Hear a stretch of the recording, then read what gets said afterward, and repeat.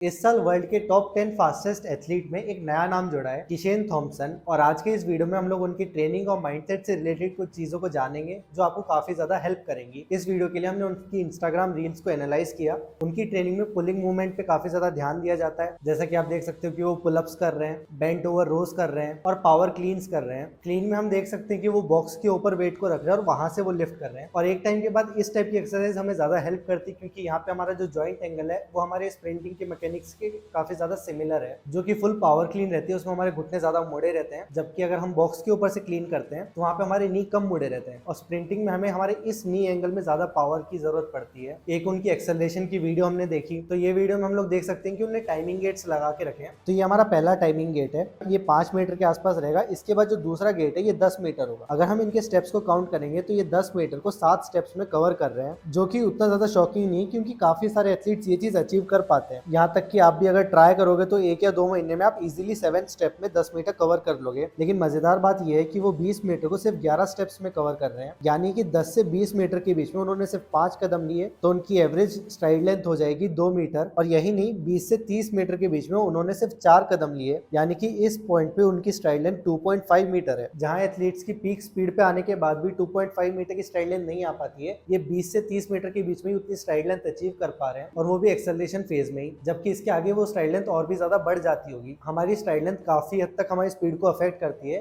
और अगर आप जानना चाहते हो कि हम हमारी स्ट्राइड लेंथ को कैसे बढ़ा सकते हैं, तो उसके लिए आप ये वीडियो जाके देख सकते हो। उनकी एक और वीडियो हमने देखी जिसमें हमें पता चला कि 2019 में उनके 100 मीटर का टाइम आया था 10.59 सेकेंड्स, और उसके बाद 2025 में जाके उनका टाइम आया 9.75 सेकेंड्स, यानी कि सिर्फ 0.84 सेकेंड्स इंप्रूव करने के लिए उन्हें 6 साल लग गए। तो इससे आप ये भी समझ सकते हो कि स्प्रिंटिंग को इंप्रूव करना कितना ज्यादा डिफिकल्ट होते जाता है। स्टार्टिंग में ईजी रहेगा, लेकिन जैसे जैसे हमारी परफॉर्मेंस अच्छी होती जाती है उसको और इम्प्रूव करना और थोड़ा बहुत कम करना उतना ही ज्यादा मुश्किल होते जाता है। वो सिंगल लेग साइकिल्स भी करते हैं अपने वार्म अप्स में, और ये काफी ज्यादा बेसिक ड्रिल है जो काफी सारे एथलीट्स करते हैं। और इसे करने का मेन रीजन यही रहता है कि हम किसी एक लेग के ऊपर ज्यादा फोकस कर पाए, उसके ऊपर ज्यादा ध्यान दे पाए। अगर हम दोनों ही पैरों से कोई मूवमेंट करने की कोशिश करेंगे तो हमारा दिमाग बढ़ जाएगा दोनों जगह पे। लेकिन वहीं पे अगर हम किसी एक ही लेग के ऊपर, एक ही बॉडी पार्ट के ऊपर ध्यान देते हैं, तो उसे थोड़ा फास्ट करना, ज्यादा अच्छे से करना ईजी हो जाता है। इसके बाद जो उनकी 9.75 वाली रेस थी, उसके बाद उन्होंने एक इंटरव्यू भी दिया था, तो वो इंटरव्यू की कुछ क्लिप्स भी आप देख सकते हो। उनका मेन फोकस रहता है इंजरी फ्री रहने पे, जो कि यूजुअली ज्यादातर एथलीट्स नहीं ध्यान देते अपने यहाँ पे। हम बस इंजरीज को तब सीरियसली लेते हैं जब हमें वो चीज हो जाती है। इंजरी हो गई तो हम उसे ठीक कर लेते हैं, लेकिन हम पहले से उन चीजों पे ध्यान नहीं देते हैं जो हमें इंजरी होने से बचा पाए। और उनका मेन फोकस अभी यही है कि सारी चीजें एक साथ क्लिक कर पाए, क्योंकि 100 मीटर स्प्रिंट में काफी सारी चीजें रहती हैं जो अगर थोड़ी बहुत भी चेंज हो जाएगी तो उससे हमारे टाइम पे एक बहुत बड़ा इंपैक्ट आ जाता है। और अगर हम चाहते हैं कि हमारी परफॉर्मेंस एकदम अच्छी आए तो उसके लिए सब चीजों को एक साथ आना पड़ेगा। और यहाँ पे हम देख सकते हैं कि वो 9.75 आने के बाद भी बहुत ज्यादा ऐसे खुश नहीं है।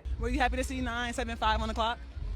Not really, to be honest. Be careful. क्योंकि उन्हें अपनी कैपेबिलिटीज के ऊपर भरोसा है कि हाँ, मैं इससे और ज्यादा अच्छा कर सकता हूँ। और इस स्टेज पे आने के बाद भी वो ये बोल रहे हैं कि वो अभी भी सब चीजें फिगर आउट कर रहे हैं कि कैसे वो अपनी परफॉर्मेंस को और अच्छा कर सकते हैं। लेकिन वहीं पे काफी सारे एथलीट्स का माइंडसेट थोड़ा बहुत इंप्रूवमेंट लाने के बाद भी ऐसा हो जाता है कि वही सब कुछ है। लेकिन हमें वैसे थॉट्स नहीं लाने चाहिए, क्योंकि अगर हम किसी भी एक ऐसे स्टेज पे आ जाते हैं जब हमें लगता है कि हाँ, हमें सब चीजें आती है, उसके बाद और प्रोग्रेस करना काफी ज्यादा मुश्किल हो जाता है। और यहाँ पे वो ये भी बता रहे हैं कि जब हमारी नई स्पीड अनलॉक हो जाती है, उसके बाद ट्रांजिशन करना और चीजों को मेंटेन करना थोड़ा और ट्रिकी हो जाता है। मुश्किल नहीं हो जाता है, ट्रिकी हो जाता है। क्योंकि मान लो आपका टाइम 10.50 आ रहा है, अगर आप उस टाइम के अकॉर्डिंग एक अच्छी टेक्निक अचीव कर लोगे, और अगर आपकी बॉडी के अंदर स्पीड इंप्रूव होती है, स्ट्रेंथ इंप्रूव होती है, ग्राउंड कॉन्टैक्ट कम होता है, और आपकी स्पीड बढ़ जाती है और आपका टाइम 10.2 10.1 आने लग जाता है, तो नेचुरली आपकी टेक्निक थोड़ी बहुत खराब हो जाएगी, या फिर वो 10.1 या 10.2 वाली अच्छी स्पीड को भी आप थोड़ा बहुत समझ नहीं पाओगे। इसका आपको एक छोटा सा एग्जांपल समझाता हूँ। मेरे पास एक एथलीट है, वो पहले हेल्थ के स्पाइक्स में दौड़ता था। उसके बाद उसने SP3 या SP4 ऐसे कोई स्पाइक लिया था। अच्छा स्पाइक लेने के बावजूद भी उसका टाइम इंप्रूव हुआ था थोड़ा बहुत, लेकिन फिर भी उसे वो चीज अनकंफर्टेबल लग रही थी। क्योंकि अगर हमने हमारे पैर को आगे लिफ्ट कर लिया, उसके बाद हम उसे नीचे रखेंगे, जो हेल्थ के स्पाइक थे उसका सोल काफी ज्यादा पतला था, लेकिन वहीं पे जो एडिडास के स्पाइक थे उसका जो सोल है वो हल्का सा थिक था। क्योंकि हेल्थ वाले स्पाइक पतले थे, उस एथलीट के पैर को